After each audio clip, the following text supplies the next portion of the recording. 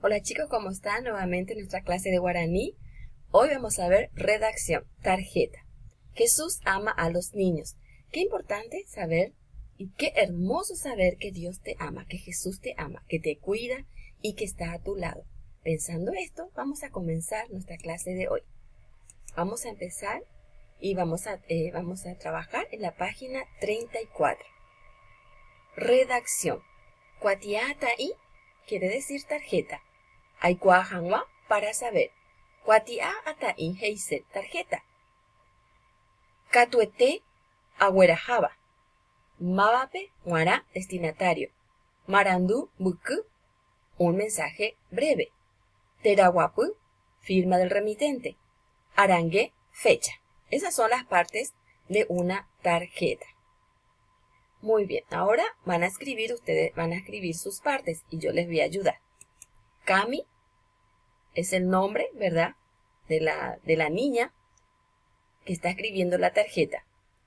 ¿A quién se le va a escribir la tarjeta? Mama Penguara. Bu apabe debe de Arambotire. Le está felicitando por su cumpleaños a Cami. Ne añua, un abrazo. Esta parte de la tarjeta se llama Marandu Buku. Cami Mama Penguara. Ne añua, un abrazo.